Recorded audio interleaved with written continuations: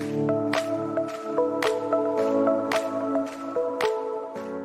welcome to this week's episode of Leadership Soundbites with Roko and Michelle and our amazingly special guest, Theresa Frei. Theresa is now the wife of John and a number of other titles in retirement and riding motorcycles. But I want to take us back to when you and I first met and before you met. So we'll give some history here, and I wrote it down. We met at Sutter Health. You're a very accomplished leader, okay? And someone who, I'm just freaking impressed with you. So I'm going to go back to RN background, the ED. You were at PAMP, so Palo Alto Medical Foundation, for roughly 8 years, statewide safety. Sutter, SPF, no, what's SPF? Yeah, Sutter Physician Services. That's where I was going. It was funny because I went from ops into a rev cycle company to lead an IT project and ended up building a call center. But which is perfect background foundation for you to step into stuff. Then went into, and this is where you and I first met, when you were the COO for Sutter Medical Foundation. I clearly remember it. James White was your coach, management system. I had the opportunity to coach you in other areas, and I can't remember who was with me at the time, but it was on a special project that we were doing, some strategic initiative that I think you were the sponsor. You then had the opportunity to step into the role of CEO for Sutter Medical Foundation. And I think this is the place that Trina White came into your, purview as well. No, actually, it would have been president of Sutter Valley Medical Foundation is where everything converges, right? When I start seeing people come together. Todd Smith was, I just think of all the people, the leaders that we know that came together. So president, Sutter Valley Medical Foundation, which is no small feat. The span of control that you had and the leaders that you assembled was amazing. It was just amazing. What your part of the organization at Sutter Health was able to do was incredible. And that's why I go back to, I think everything falls on leadership. But your final role at Sutter Health was interim COO of the entire freaking organization when all this stuff was happening. So this was toward, end of COVID, where, a lot of changes were happening in the organization. And one of the final things is to transition and bring on Warner, who's the new current CEO of Sutter Health. And now you get to breathe. So July 7th, I think, is the day that you retired.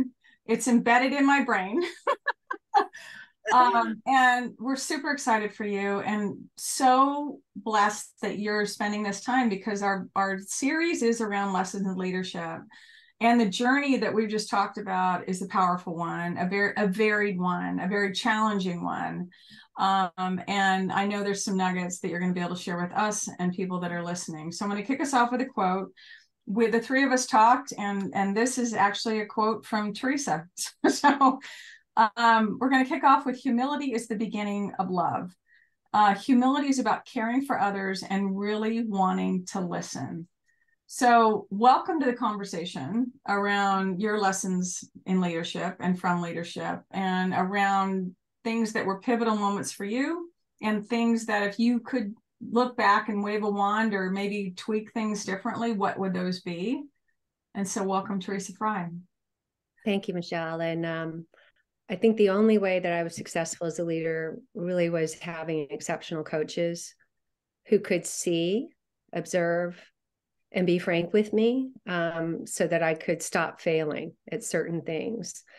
But I think when you go from a clinical leadership role into a broader leadership role, you struggle to be successful, because as a clinical leader, when I was leading nurses, they select the most expert nurse, right? If you're an expert nurse, if you're an expert physician, many times they will want you because they trust your clinical skills.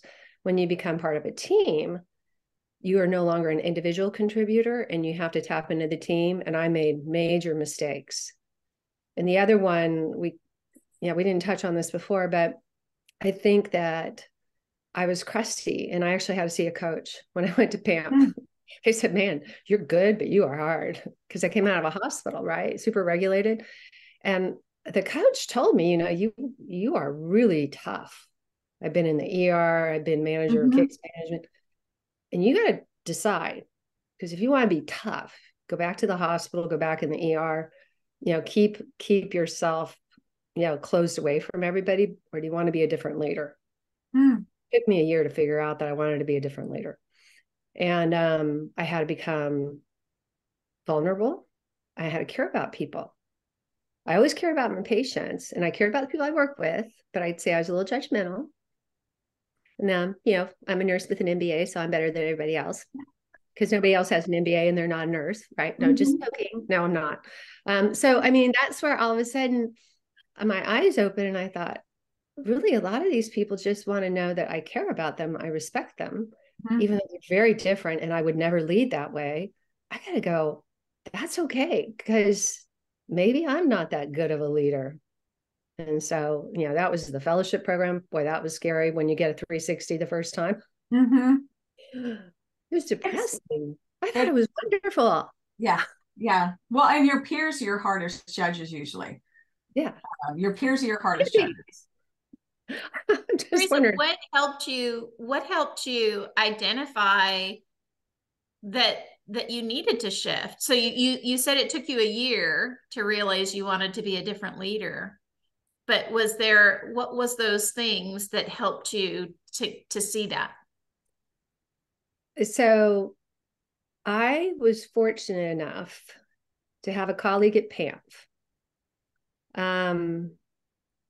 Kathy Shintaku. I'll call her out. She was somebody who I did not treat respectfully. And she reached out to me, and we were basically running the Palo Alto division, the operations. And she called me, and she was very humble. And she said, Theresa, you and I have to get along. And we haven't gotten along. Part of that's me and part of that's you.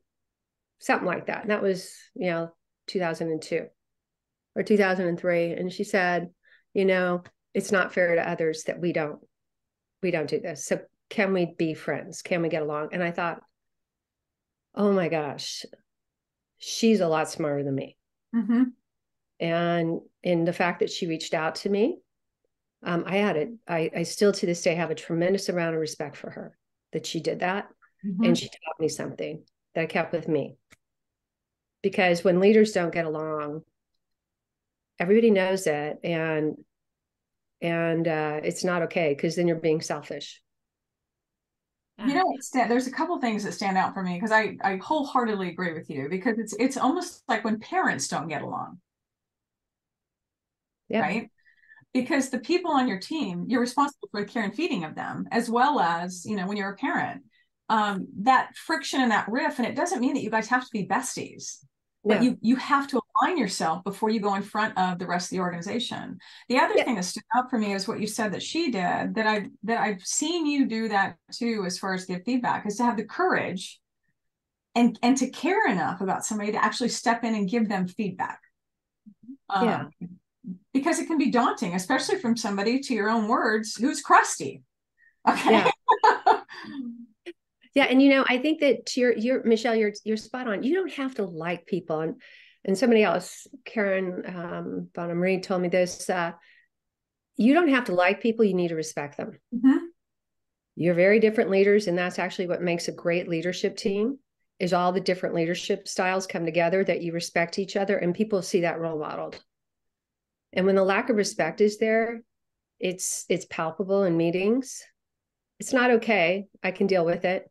I've worked as a nurse in an emergency room, but I will, and it's actually very easy. And I would suggest for people, not in a meeting, unless it gets really bad, talk to somebody one-on-one and say it just totally unjudgmental, and just say, because I've done this before, and anybody listening knows who you are. Gosh, I don't really think you mean to be that disrespectful, but I find that comment really disrespectful. I think that actually, if I didn't have thick skin, I might be hurt by that, but I'm not. Tell me a little bit more about what's the belief behind that comment. A lot of times people are just being flipped, but when they do that in a meeting, you remind me, Matt Furlan, and I shared this with leaders when I did leaders coach in the classroom and stuff. As far as being brave enough to give direct feedback, I was sarcastic, smartass, if you will, and it was just part of who I was, and I allowed myself to be that way at work. And we had a team meeting, and because it was kind of like family, and I made some smart comment and people laughed, and because that's what they do. When the meeting was over, Matt said, "I need to see you in my office." I'm like, okay. I was clueless, and I went in the office, and he was shaking, visibly shaking. He was so angry, and he was not someone that was comfortable with confrontation. And so he looked at me and he said, "You are being disrespectful." And that was not my intention. And I said, "That's not my intention." He stopped me and he goes, "That doesn't matter." Correct. Because it's how it lands. And he said, "You will basically impact your career and your ability to move forward if you don't stop this." And I looked at him and I was grateful and mortified at the same time, because I did not have an intention of hurting people. And I had direct feedback that I was hurting people. And so I say that because I went back to him several times and thanked him, because he's the one that came and told me to apply for the Manager of Education Standards. So, I immediately in that moment said, I'm not giving myself permission to act this way again. It's not okay. And I thanked him because I told him, I said, "I recognize how difficult that was for you, but I want you to know how much it meant to me." And that reminded me of that. But it's a powerful gift. Yeah. Well, I had no idea, Michelle, because you've always been very respectful. So it's great that Matt was able to do that. Yeah. Thank you. I appreciate it. I want to take you back to humility, and because going back to the quote where you talked about humility and having that's where it starts, that caring for somebody enough and wanting to listen.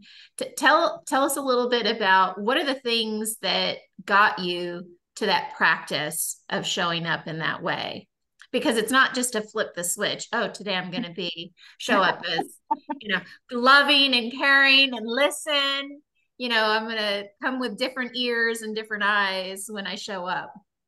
Yeah. And I think, so thank you for the question. And maybe I'll answer it and then put kind of a clarifying point about it. So Humble Inquiry was a course that Sutter sponsored. And James White was like, "You got to go to this." And so James was a really great coach. And Roko, Michelle, you are as well. But James would laugh. I mean, he would literally laugh with me about how I ran my 18 meetings as the CEO. And because I was a new CEO and I had come. So when you're working in a fast-paced environment, like when I was at Sutter Physician Services, it was like a startup. And when you're at startup mode, you have to make decisions very quickly. You have to get things in place. You trust your team, but you've got to be the sole decision maker. Mm-hmm. When you're in a larger organization, and so COVID was like that, other situations, but in general, when you have a large, complex organization where you're taking care of close to 1 million patients, you got 5,000 employees, a couple thousand clinicians, you have to tap into the collective wisdom of people. But I was still in the mindset of the startup. So when I came and I'm running a team meeting, I'd ask a question and I'd answer it. And James would say, "Have you ever noticed that everybody's quiet in your 18 meetings?" And I was like, "Well, why? Why shouldn't they be? I've got all the answers." And, he's like, wait, you got to go to this class. So it was the hardest thing for me to do. And it was the scariest thing for my direct reports. Can you imagine the first meeting where I've been running this company for a year now and just like shooting people down, right? I mean, I give them a minute, sometimes 10 seconds, sometimes 30 seconds. And so now all of a sudden I'm running this 18 meeting and I didn't tell them. I should have warned them. James is in right by my side. He would coach me before the meeting. So I started with a very open question. "What do you think?" And I didn't fill it. Nobody knew what to do. And James started laughing. And they all looked at me like, "Do you really want to know what we think?" I was like, "Yes." And then I had to walk out of the room and get my panic away. And James high-fived me and he goes, "Let him go." let them make mistakes. And I thought, number one, I'm not in the emergency room. Nobody's going to die. They're going to learn. I cannot do this every day. And it took me, I'd say, a good year to change every day. And James was good about giving me feedback. But know if you change, the team flourishes, not initially, kind of scared to speak up. But all of a sudden, they take ownership of the problem. And that's what Lean is about. And that's what Roko, Michelle, James have been really good about. You need all kinds of coaches when you're in a senior leadership role, because then the minute you become an executive, it's very scary. When you're a CEO, people stop being direct to you.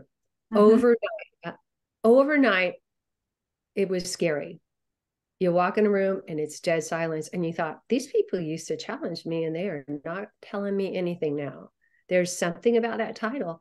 And that was where, we really went deep in the physician leadership, Chris Krieger, John Rose, and I initially, and the Marty Preco, getting feedback and changing our behavior based on the feedback. And it was small incremental changes over time, but people would see that we would stop doing things that was driving them crazy. I was the Energizer Bunny. And we kept going. And that's really hard when you got high energy and you're anxious and you want to get things done. But it was very, it was really incredible to hear from other people, their thoughts. It's the thing that stood out for me, and like you said, is I didn't tell them that I was doing anything different. And that is one of the things we recommend with leaders. So if you're listening to this, please tell your team that you're practicing something new, okay? Because they will fill it in with other stuff because they think it's a test or a gotcha or whatever it may be. And especially if you're coming from this literal pendulum swing from word where basically you were a one-woman show. I'm going to ask, I'm going to answer, we're going to do all this stuff, and you guys are just going to go do these great ideas that I have and the things that I know that have to happen. So you go from that way to open-ended question, which is probably 6 or 7 words long, if that, silence. So let people know, hey, I'm practicing something new. This is what I'm doing. And so they can then ready themselves to receive something different, right? But I commend you, because that shift that you're talking about took courage for you to start leading differently because of all the success that you had in leading the other way. Yeah. And I was fortunate because, again, I got a lot of advice. I went around asking people for advice, and they were all very clear about my failings as a leader, and also who else to talk to. And then I did have some external consultants come in, Jared and Tanner. Their company's changed now, but they helped me. And I can tell you, especially in healthcare, I can't speak about any other industry, but in healthcare, at the heart of what we do is take care of patients. And when all of a sudden you start taking care of the team in a different way and you see them just take off, it's so humbling to realize how much they know, how much smarter they are than you. And all you needed to do was get out of their way and ask questions and change your behavior. Even though it sounds easy, it's practice. It's every day. It's every minute. And then all of a sudden it becomes rote. It's just like skiing. I didn't start skiing until I was 26, and boy, did I have some problems. That's a memory. It's up here. Yeah. So I'm curious too, because we talk about curiosity a lot. Michelle and I have done numerous podcasts now about curiosity. And sometimes when leaders start out, they ask the what and how questions, but the curiosity is more about myself, like how can I validate my thinking? How can I phrase that in a question? I'm curious so that I serve myself.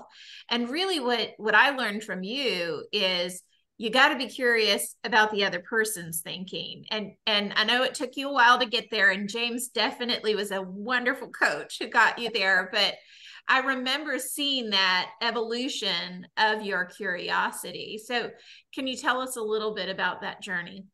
Yeah. So Roko, what's really funny is, so I had previously been like the leader, like if I had a group meeting, like maybe, 10 people typically on an A team. If a few people were silent, I was really happy. You know why? I need to get through this agenda. I don't need to hear from everybody. In fact, I only want to hear from the people I really agree with, and the other ones I'm just going to shut off. And they could actually tell when, if you don't think people can tell that you've shut off. Yeah. Oh yeah, they can. I can. But anyway, so all of a sudden, when I learned with the previous A team, so when I brought the entire Ballet Foundation leadership together with John and Chris, I would always, the silent people have some of the best thoughts. And so it became standard work for me. And I continued this through my COO role. Sometimes not with my peers as the COO, but as with my team, I call on people if they were quiet. It's extremely important in healthcare, especially for patient safety. If you get in a meeting and you ask a question and there's dead silence on a Zoom or in person, Zoom's even worse because they're chatting with each other. You better start calling on people, and you need to ask open-ended questions. And I even said this one meeting I showed up to, again, when you're the COO now, everybody's like, whoa, even though I could see him in a hall a year before and they go, hey, it's dead silence. And it was about something that was happening that was pretty critical. And so I started calling on people. I was like, Roko, I've never seen you so silent, and kind of use humor, right? I really need to know what you're thinking right now. Just tell me what you're thinking, because I can't tell with that face, And then I called on somebody else, and then all of a sudden, everybody was putting their hand up on Zoom. So as soon as they saw it was safe for one person to speak up, and I said, tell me more about that. And I really did want to know. And you know what, Michelle, like you're taking notes. That was something a coach told me early on. If you have a hard time because you think too fast, take notes, because then you can reflect back on what you're hearing. So no matter what meeting you're in, and I've got journals and journals, because even when I got frustrated in meetings, I would write down what people were saying so that I could then go back and summarize what I was hearing. Because half the time I was in my head so much that I would walk away thinking I heard something and I didn't. Half the time and that's a flip of a coin. You know what that is? Random luck. Yep. I would say, I think what I heard you say, Roko, is that your belief is this, and this is your experience.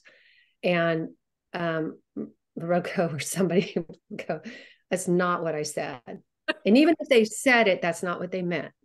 So having that time to reflect, and again, you're listening again, it sounds simple. It's not. It's not. And but it's helpful. Yeah. It's interesting. Oh, go ahead, Roko. I just have one more. So one of the other things that I took away when you were talking earlier was this idea that in healthcare, it's fast paced. You just want to give a solution. And I know that's something that leaders struggle with as well, when they go from being an individual contributor to a team leader, and then to leader of teams, and then leader of organizations like you did.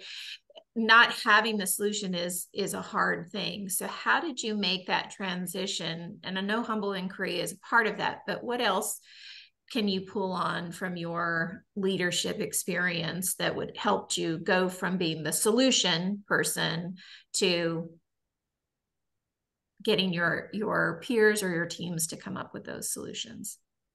So I would say it's a complex question, right? So there's a few things that I think that I became more rigorous about. Structure is one of them. And then clarity on decision-making. You've got to be really clear. This is the decision I'm going to make, and this is what I need from you. I don't have all the information right now, but I need from you, and I will be the decision maker. It takes a lot off of people if you're the decision maker.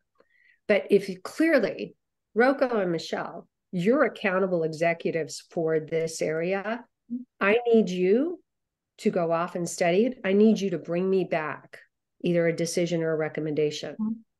And be very clear. Is it a decision? or is it a recommendation?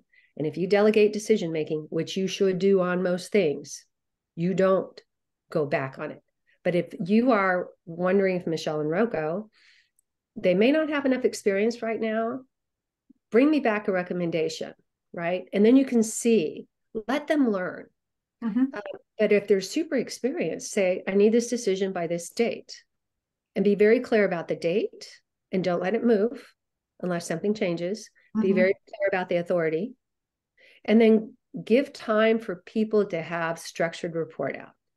So I had a team of about 15 by the time we combined medical group leadership, medical foundation leadership. Roko was part of that team. My executive assistant, okay, can I just tell you guys, this is a really great thing. I can't remember who I learned it from, but it is solid gold. You keep your executive assistant in the room and you always ask her or him, tell me what you heard in the meeting. Can you tell us what we did? And then, is it clear to you that we've made the right decision? Or are we listening to each other? Because I'll tell you something right now. They are listening and taking notes more than anybody else. And remember, Roko, how many times Heather would go, you guys are confused. Yeah. And nobody had that idea, but we weren't listening to each other, right? Yeah. And James did that one time to me, but here's the executive assistant. Zarina would do it. I mean, if you have your executive assistants or your chief of staff and you say, tell me what you're hearing, is it clear that we're all on the same page? Because I think I am, and I'm the CEO and nobody's going to disagree with me. And she would be, yeah, you guys really are. I'm not clear. Yeah. Remember, Roko, how many times? Yes, I do. I had forgotten about that, but that is such good advice. Such good advice. Yeah. So I think that's about it. And your structure needs to be consistent. Don't ever cancel meetings. If people are reporting out, they are preparing for that. If you need them to make decisions, if you need them to learn from each other, if you start canceling meetings because you think you're too busy, you're not being respectful. You're not being respectful of the team. The team needs to practice. And if the team is not meeting routinely, listening to each other, learning from each other, they're not a team. Yeah, the other thing comes to mind for me when you say that is that, because I've been on the other end of it, when you have leaders that do cancel things, you're actually programming people that they don't need to be ready for it. That's right. That this doesn't matter, right? It's like, what are the odds that this is actually going to happen? And then the leader gets frustrated when the meeting actually happens and people aren't ready for it. but it's like Pavlov's, that you programmed them that this isn't the thing. I love the call out that you said that you then, and the fact that you created the space, because a leadership has to create the space and the condition that people feel free to step in and go, Houston, we got a problem. And when you can do that, regardless of the role that someone has on your team, right? Because what you're describing to me is every single person on your team was a team member first and foremost. Yeah. And the roles distinguish the different things that they did and the responsibilities that they had. But it wasn't this kind of thing, right? Yeah. Because for an EA to clearly step in and go, you guys are not even close to being aligned. You're not. But to have the freedom and being empowered to do that, that tells me they didn't feel here while you're here. They felt that they had an equal role on that team, and it was a partnership and a true team. And I think that's where the power comes. Yeah, and I think that I was really fortunate with the physician leaders I worked with, Dr. Chris Grieger, Dr. John Rose, Dr. Mike Conroy, Peter Bravos, Dale Blair, Marty Prico, Peterson, and it wasn't easy because everybody came in at different times and there was some sarcasm. Roko, remember? Yes. And when you're in a meeting and everybody knows somebody's being sarcastic or being disrespectful, part of the team is to call the team there, right? Especially when it's like, oh, I guess you have all the answers today. Let's go. Yeah. Tell me more, right? And laugh about it. And actually, one of the physician leaders I worked with early on told me, you're a lot better as a leader when you have a sense of humor than that dour face. Well, and it's true. It creates a different energy. It creates a completely different. I would love for us to, and I appreciate the journey and the comments around humble inquiry and humility and leading with that in your journey at this point.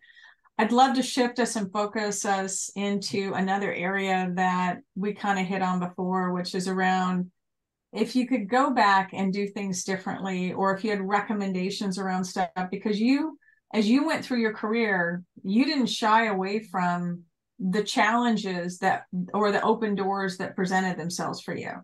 And for you to go from where you were and the CEO and president of Sutter Valley Medical Foundation, you know, that side of it, to step into interim across the entire frickin' organization as COO, at a time that they were in crisis, it's powerful stuff. And so I would love to ask you, you know, to think about that, because we talked about some stuff offline around thoughtful leadership. And so I'd love to kick us off with this section around a quote and then kind of step into that, because that was the other thing when we were offline talking. And so this quote is around thoughtful leadership. And it says, in the realm of leadership, thoughtfulness is the bridge between intention and impact. It's about considering the consequences of your actions on others. So I will hand it over to you to share some thoughts with people listening about that aspect in your leadership journey. Yeah. So, you know, one person that figured very large in my career for a decade was James Conforte, and he is an incredible leader, amazing, very good about holding me accountable for making decisions and taking ownership and never intervening when I was having problems. He let me fail, and then he helped me understand why I failed. But he asked me to step in as the interim chief operating officer, and I did. And I'll never forget when the announcement came out, Rachel McKinney was the new CEO at Sutter Medical Center, Sacramento. I happened to be meeting with her because she was a new CEO, and I was over the clinics in that area. And I asked her for advice, and she told me, go meet with all the CEOs and spend a day with them or spend time with them. Well, I met individually. I didn't spend days with everybody, but I tried to get around to all the hospitals because all the foundation leaders knew me. I'd worked in both foundations. But again, it's that advice. And then when I had these meetings, the CEOs were incredible, right? They were incredible at being honest with me. Mm-hmm. And a lot of them doubted my ability to be the COO, which I didn't care. You know, I was going to be there to help out. I just needed to get their leadership, their feedback, but they were great. And then I created structure. Mm-hmm. And Dr. Velardo and Dave Cheney were very good. Where I screwed up, and I'm just going to, sorry to be so blunt about it. No, you're good. I was in ops, right? So I've been in ops now for a long time. I did the brief stint at the Rev Cycle company building, right? Doing fun with technology and doing like a startup, jump back in ops. I'd never worked. And besides that 2 year of being a corporate support services, I'd never worked in corporate. I had been 10 years out of that. I'd really spent the bulk of my career close to the patient, the care team. So I walk in and we are needing to do a lot of different changes within the corporate structure. And I'm an interim chief operating officer, and I've got Brian Dean as the CFO. He's my partner. And I think that I made some poor decisions. I believe that I applied my thinking as an operator to the administrative support services in ways that fundamentally were wrong. And I should have taken a much more humble approach. And I had an exceptional leader come and talk to me and tell me I was wrong. And I did not listen to him. I did not listen to him. And I remember about 2 months later, honestly being in a meeting and saying, I really do believe that I made the wrong decision here. And I just need everybody to know that, because I needed to own it. And a lot of what we were making decisions about had to do with restructuring the company where we could in interim roles as the chief operating officer. Others weren't. James and I were the only two interims. But it was a very difficult time, et cetera. But at the same time, it was a wonderful time. People were doing exceptional work. And we had an exceptional year in 2022 because of the frontline, because of leadership below us. They stayed focused. But one of the things that in your career as a leader ever is when you hire somebody and then you have to lay them off. And I can remember having the conversations early on in my career with frontline nurses as an assistant head nurse. And then at Palo Alto, and then SPS, we were growing, so I didn't have to do it there. We had to do it at SMF, but I remember it's extremely painful because think about it. Every person makes a decision to take a job. Mm-hmm. Your benefits are tied to that job where you live. 40 to 50 hours of your week is tied to that job. Mm-hmm. So you're deciding somebody's life when you hire them. Mm-hmm. Then to turn around, and I have had people say to me, frontline staff, I never thought I was going to lose my job. Executives, that was wrong. I should have never been let go. If you don't care about that person's life you're touching, you don't belong in leadership. Mm-hmm. You need to care deeply because you're impacting not just them, but you're impacting their entire family. You're impacting the people who care about them. Mm-hmm. So, and I know that sometimes it's exciting to go, I need a big team. Let me hire 50 people. Mm-hmm. Well, everybody you hire could potentially be gone in 6 months or a year because it goes in cycles. Mm-hmm. So when you start laying people off, not allowing them to work, I got emails from people, Mm-hmm. and I told them, I am so sorry. You're absolutely right. I got emails from people, six people below me in the organization, who were very angry because they had been at Sutter for a long time. And I said, fine.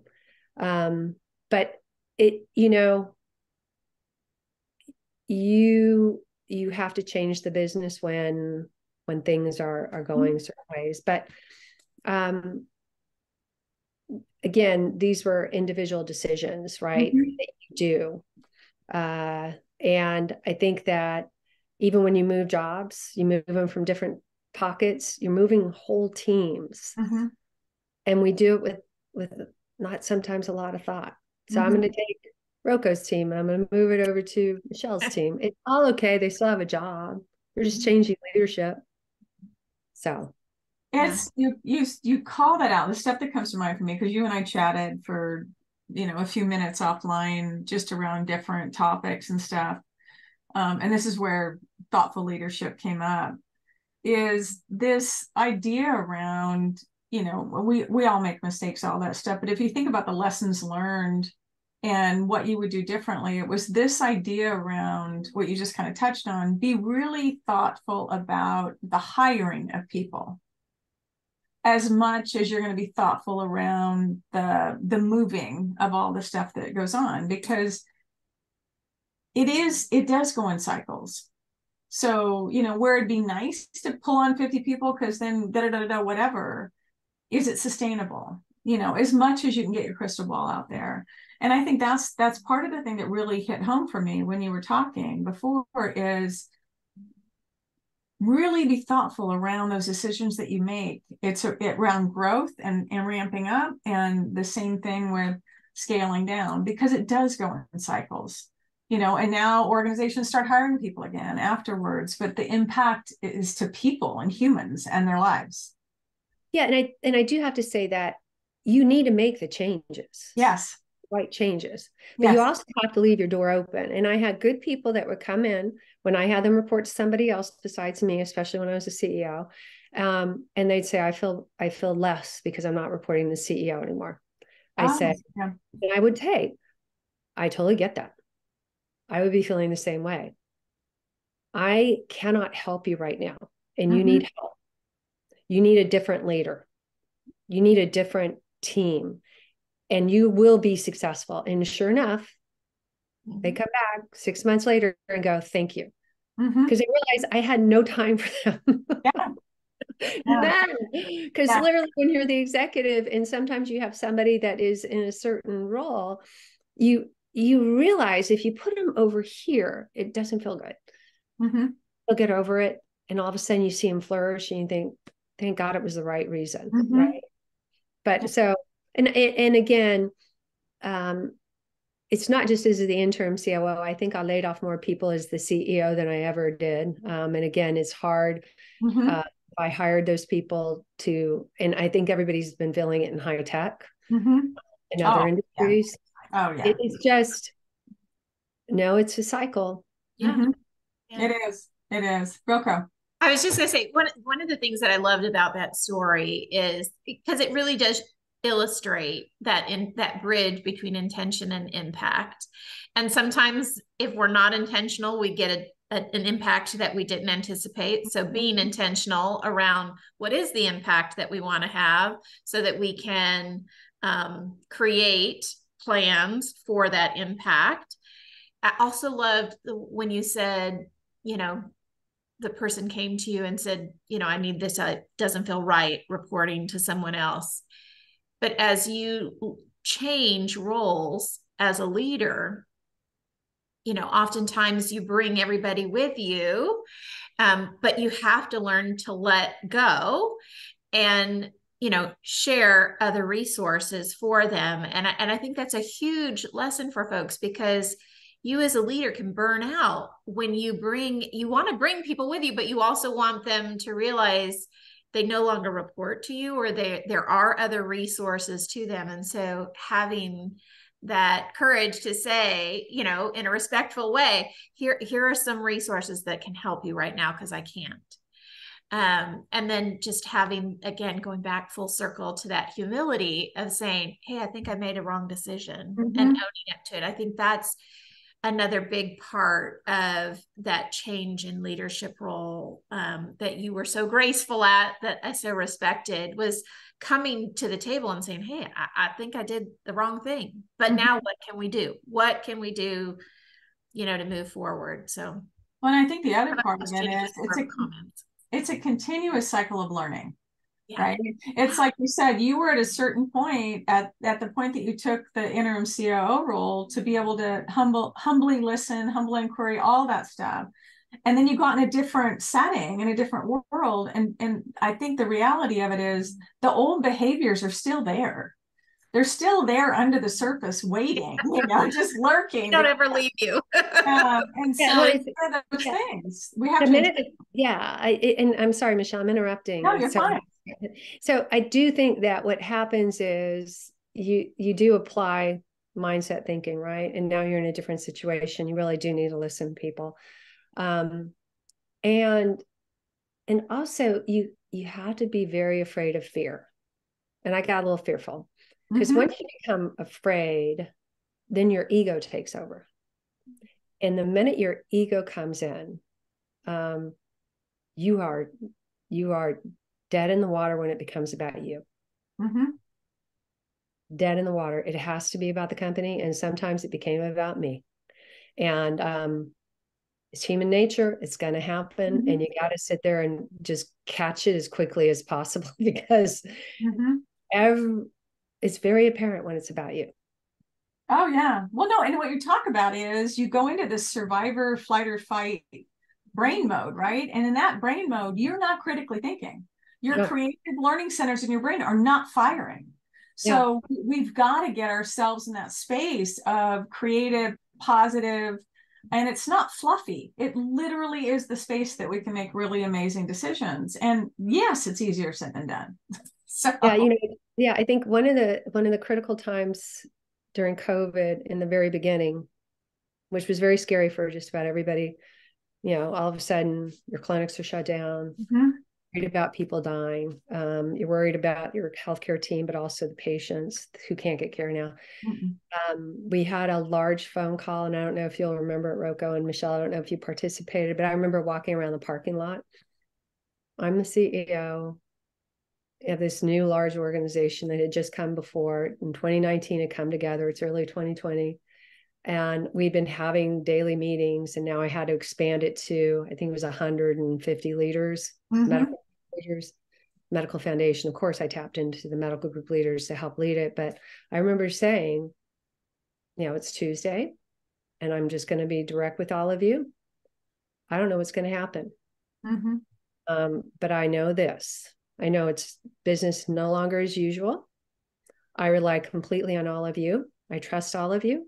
And we're going to have to move a lot faster, and we're going to have to trust each other and take care of each other. Now we're going to go through some changes that are happening tomorrow. It was daily, sometimes hourly. Well, it was constant. It was constant because we were on the command center calls, we were on the daily calls with the foundation, the team support, because I was the director of the improvement system then. And so we were on those calls, disseminating information and literally, and it was the early days of Zoom. Yeah.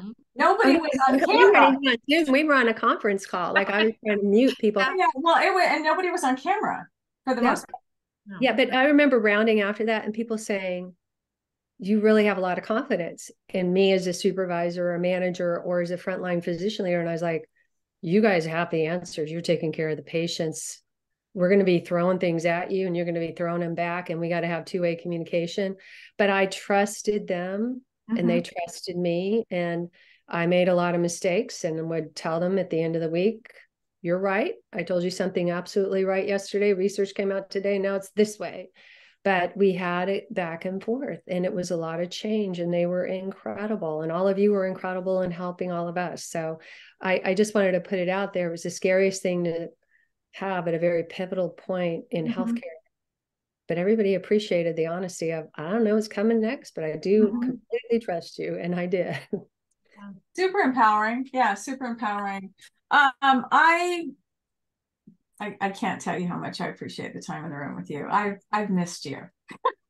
And as much as I've missed you, Roko's missed you probably 10 times more. My cheeks are hurting. I've been smiling the whole time. I can't help it. Well, Roko and I used to have these conversations and she'd always take a deep breath and go, Theresa, I know you're thinking that. Happens. And she was like my right hand during very difficult times. Yeah. So I love working with you guys. And I'm very honored that you wanted to spend any time with me. And the fact that what I love is the feedback we get from people when the podcasts come out from leaders like you that share nuggets that they can then share with their teams. And learn from you beyond just, because not everyone can be in the room with you, but now they can. Right. So I so appreciate you and the time that you've given us. So thank you. So to wrap this up, what are one or two things that you would love for people to walk away with around lessons in your leadership journey? I'd say the number one lesson I had to learn from my husband. Family is the most important thing in your life. And your life outside of work. And if you don't spend time with family and with people outside of work, I don't think you can authentically be you. And I could not have done anything without John, my husband. I would never be where I was without my sister supporting me, Catherine, my brothers, my friends, other people, coaches. But don't wake up and be, I'm 60 now, and think, oh my God, did I miss that birthday? Did I miss that wedding? Did I miss that funeral? I missed a friend's husband's funeral. I will never do that again. So stay connected with life. Thank you for that. Thank you for that. I'm bobbleheading, and so is Roko, because it's like, yes, don't live with regrets. Don't, and live full out. Yeah. Roko. I think it's the listening piece, even though we didn't really call it out. I think it's that listening piece all throughout this, hearing the stories. It just goes back to, you had to be open and willing to truly hear what people were telling you, and then taking action on that, making a decision that that may not be the way I want people to think of me. I don't want to be a crusty person. But all throughout those stories, to me, I think it was just your ability to listen and pivot or make a decision to change something, because it starts with you. Change something about how you're showing up. And I just, having gotten the opportunity to be connected with you and your leadership style and watch it, I think that was one of the biggest things for me, is your ability to listen and change internally. Thank you. In listening to both of you and this time together in the room, I think one of the things that keeps playing in my head is this misconception that people have that being humble or deferring to others or getting feedback from others is weakness. And what I will say is the strength that who you are and what you've done and the courage that you've shown is hopefully evidence for people that the vulnerability and the humility is a strength. It is not a sign of weakness. And I think it takes courage and strength to be able to show up that way. So that's what I encourage people to do, because it is, and we've said it before in something else, it's a superpower, and you wear it well. Oh, thanks. So I appreciate the time in the room. This has been Leadership Soundbites with Roko and Michelle and our extremely special guest, Theresa Frei. Please like, share, subscribe. Until next time. And we look forward, if you're a leader who wants to share their lesson, frickin' raise your hand. We want to talk to you. Until next time. Thank you.